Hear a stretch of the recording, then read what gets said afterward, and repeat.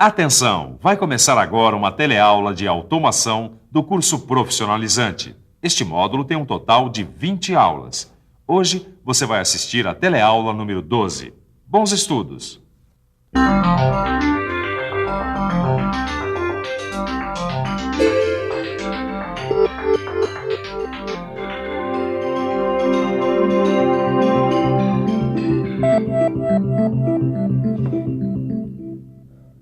A nossa teleaula de hoje começa com um problema.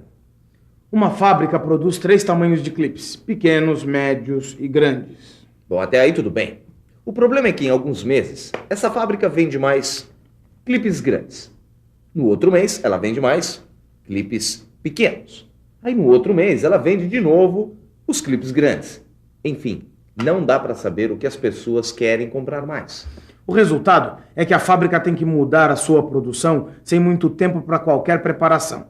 Uma hora tem que produzir clipe grande, outra hora médio, depois grande de novo. Os donos dessa fábrica vão ficar loucos, né? Bom, qual que você acha que é a resolução para esse problema? Não precisa perder tempo pensando na resposta.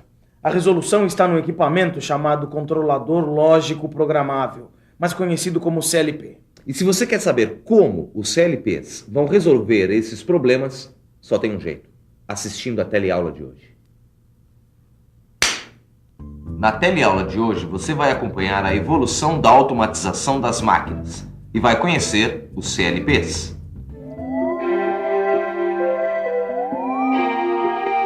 Aumento de produtividade, redução nos custos, profissionais melhor preparados, maior variedade de produção. Você já deve estar cansado de ouvir essas coisas, mas como é que será que o mundo chegou até aqui? Ou melhor, o que será que os processos industriais têm a ver com todas essas mudanças? Para entender isso melhor, o jeito é a gente dar um passeio pelo tempo. No início da industrialização, ou melhor, quando começaram a surgir as indústrias do jeito que a gente conhece hoje, os processos produtivos se baseavam quase que só na mão de obra.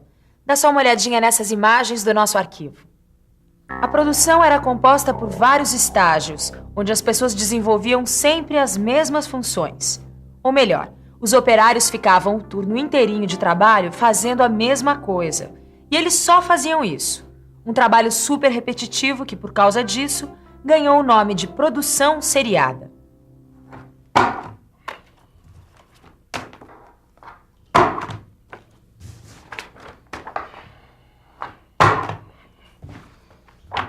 Chega!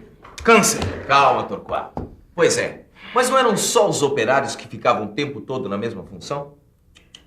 As máquinas também. E elas funcionavam como esse furador aqui, que só furava. E o pior ainda, só faziam um tipo de furo. Por outro lado, os operários falaram o que eu falei. Chega, cansei. Porque com o tempo eles começaram a se valorizar. Eles não queriam mais ficar o tempo inteiro apertando o mesmo botão. Consequentemente, como vocês podem imaginar, as máquinas e equipamentos começaram a ser modificados. Não dava mais para se ter uma máquina que só faz furos iguais, e muito menos operários fazendo serviços muito pesados para um ser humano. Para nosso alívio, as máquinas começaram a fazer os serviços mais pesados e os operários ficavam só na supervisão. O primeiro passo para libertar o homem do trabalho mais pesado, ou seja, para integrar o operador e seu instrumento de trabalho, foi colocar sensores para indicar a situação da produção e atuadores para melhorar a relação entre o operador e a máquina. Essa alteração, que já foi uma revolução, recebeu o nome de sistema automático.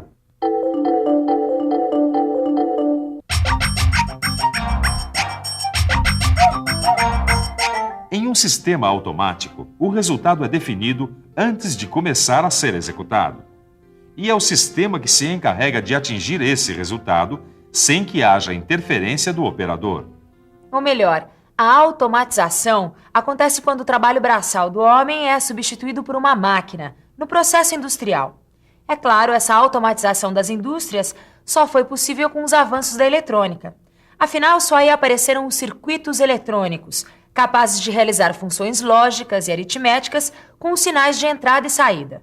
Quer dizer, capazes de organizar os sinais das operações. Consequentemente, as máquinas começaram a operar com maior independência.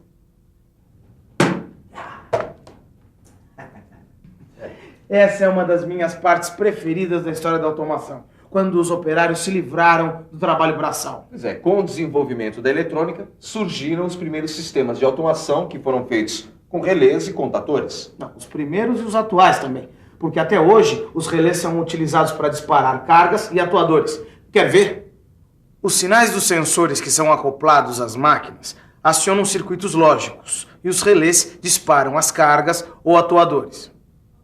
Pois é, e voltando à nossa história, com esses componentes foi possível montar os primeiros sistemas de automação, rígida e flexível. Sistemas de automação rígida e flexível complicou? Então calma aí que você já vai ficar por dentro.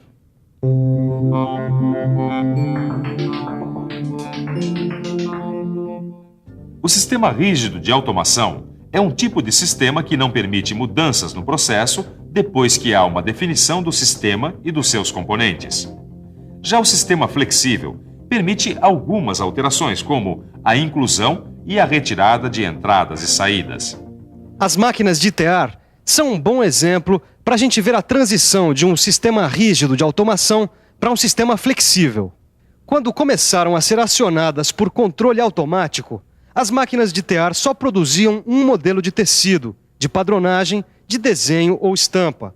Portanto, era um sistema rígido. Aí, com o tempo, foram introduzidos os sistemas automáticos flexíveis e as máquinas de tear começaram a produzir diversos padrões de tecidos diferentes.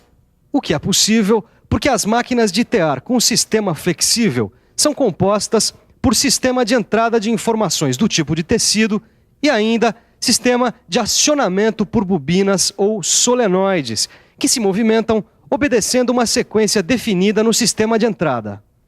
Ou melhor, as máquinas antigas têm uma fita perfurada, com indicações do padrão do tecido que vai ser fabricado.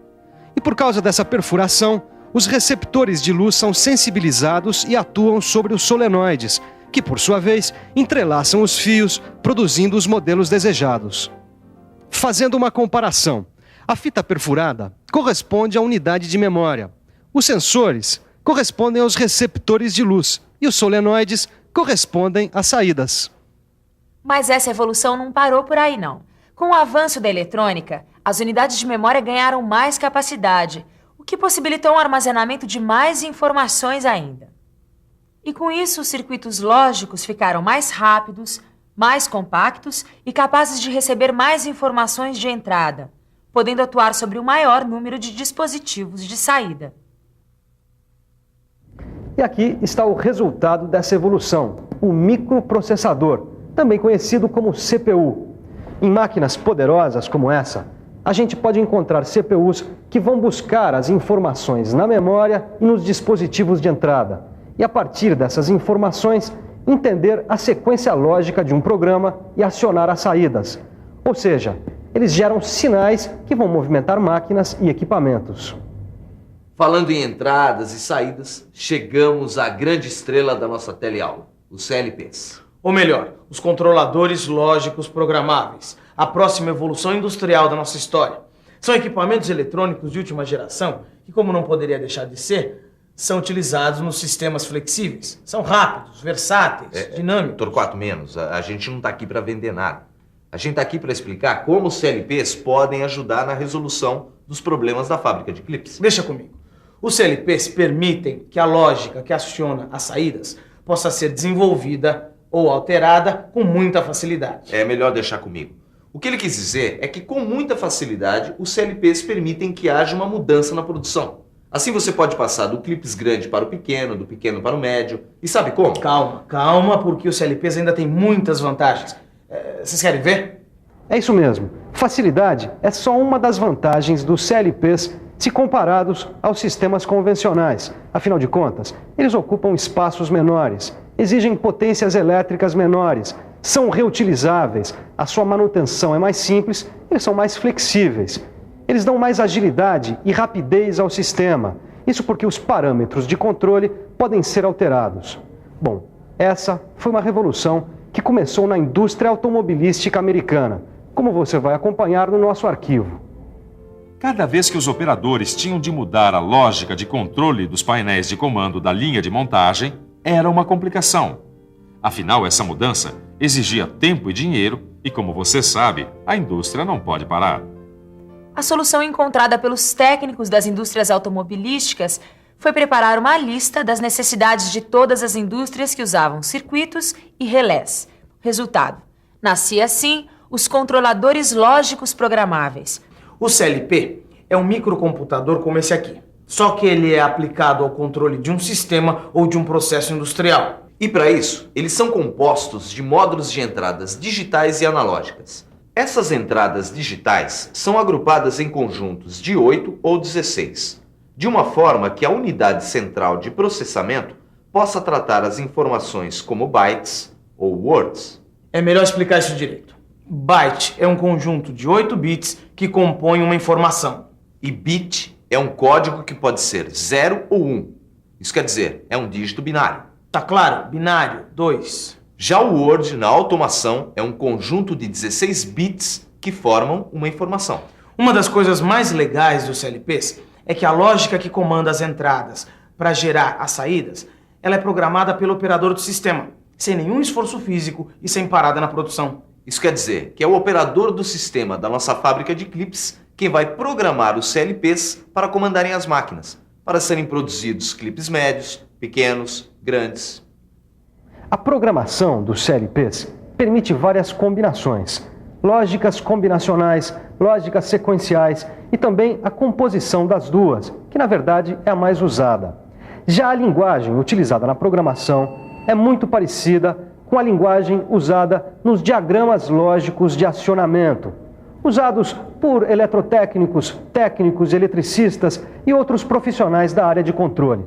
Vamos imaginar um exemplo. O nosso objetivo é acionar a lâmpada através de um botão. A lâmpada L1 deve ser acesa apenas se os dois interruptores, B1 e B2, forem acionados. Simples. Isso corresponde à operação lógica E, que você já viu em outra teleaula. Já nesse exemplo, o objetivo é ligar a lâmpada L1 se os interruptores B1 e B2 foram acionados, o que corresponde à operação lógica OU, que você também já viu em outra teleaula. E a lógica sequencial desenvolvida pelo CLP, por sua vez, é feita a partir de um elemento temporizador, capaz de disparar uma saída ou acionar um interruptor após um tempo determinado antes da operação. Bom, mano, acho que agora já dá pra gente resolver o problema da nossa fábrica de clipes. Com tudo que a gente viu, vamos colocar o CLP para funcionar. Ah, Torquato, mas ainda está faltando uma coisa. Para você instalar um CLP num sistema ou numa máquina, você precisa verificar o número de pontos de entrada, o número de pontos de saída, a velocidade do processamento, os tipos de entrada e de saída. E feito isso, mãos à obra. Vamos fazer nossos clipes. É claro que isso é uma brincadeira do meu amigo Torquato. Porque, na verdade, esse micro que ele usou não é um CLP. E essa história da fábrica de clipes é fictícia. Mas tudo isso serve para você observar como os CLPs possibilitam uma maior redução de custos e um aumento de velocidade na produção. E por falar em velocidade, os CLPs não param. Como tudo em automação, eles estão sempre sendo aperfeiçoados. Por isso, é bom você prestar atenção na revisão. E atenção, se liga aí que é a hora da revisão. Na teleaula de hoje, você viu que a automação rígida é um sistema automático que não permite alterações em sua lógica de funcionamento. Viu que o sistema flexível de automação permite algumas alterações no sistema e nos seus componentes. Viu que os CLPs são dispositivos eletrônicos que executam lógicas combinacionais e sequenciais a partir dos sinais de entrada. Agora é com você, hein? Bons estudos e até a próxima. Vai lá.